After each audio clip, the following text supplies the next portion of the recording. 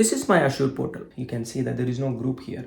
And this is my ServiceNow instance. And if I check the ServiceNow instance, this catalog, there is a text field called existing groups. And if I just click, there is no data there.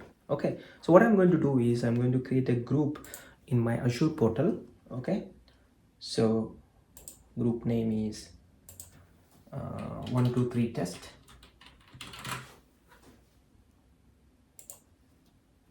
Okay, successfully created the group. And if I just refresh, I can see, I should be able to see, yeah, I can see the group in my Azure portal.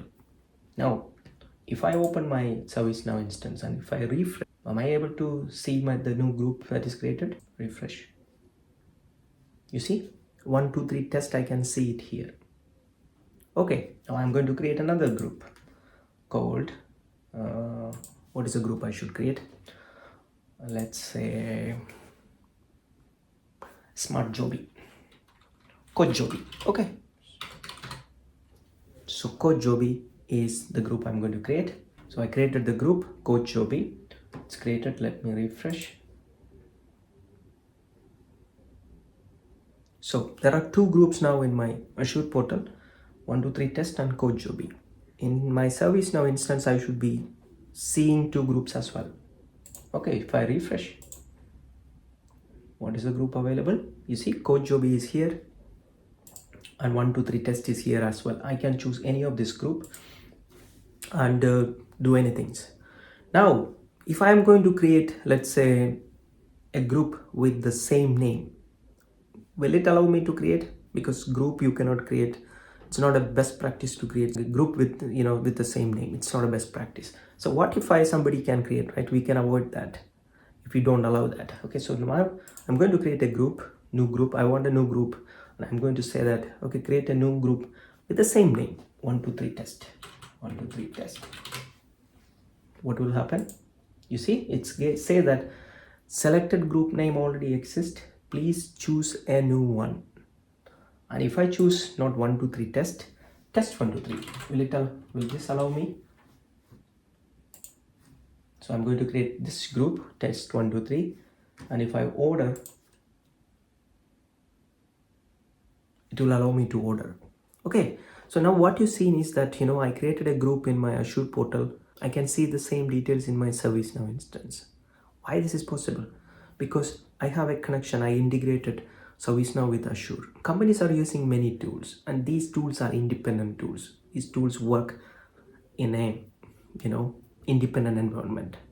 It doesn't have any connection with other tools, but you can connect. Some of the tools can be connected with other tools.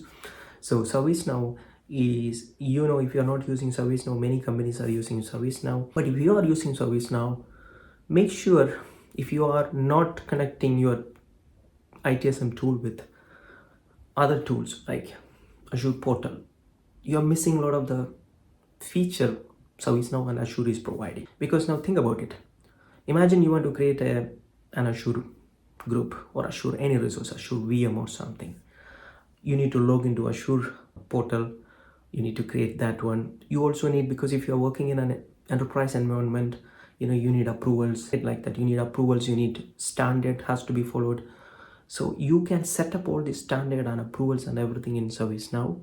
You can also automatically create this thing in ServiceNow if you are integrating with ServiceNow. So if you're not using integrations, you're missing something. You're wasting your employees' resources. Because think about it. If an employee has to connect with many tools, they are unnecessary wasting time, right? So time is really valuable.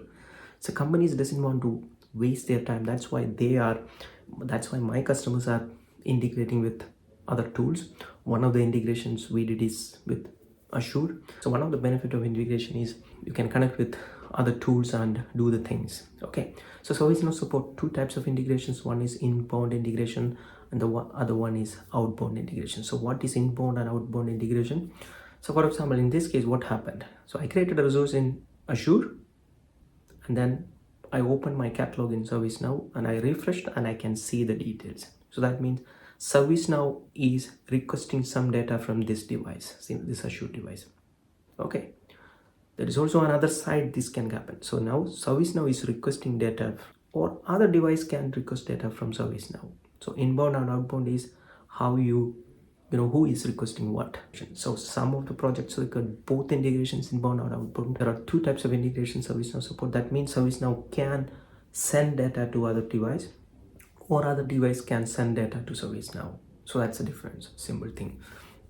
So are you using any ServiceNow integrations? If you are using ServiceNow, are you using any ServiceNow integration? Do you work with any ServiceNow integration? Make sure you study a little bit about ServiceNow integrations. And if your company is using ServiceNow and Azure Cloud and all these kind of things, and you are not integrating, ask your customer, ask your company why you are not integrating. Why are we not, making our people life, company's life, saving money for company? Why are we not doing it?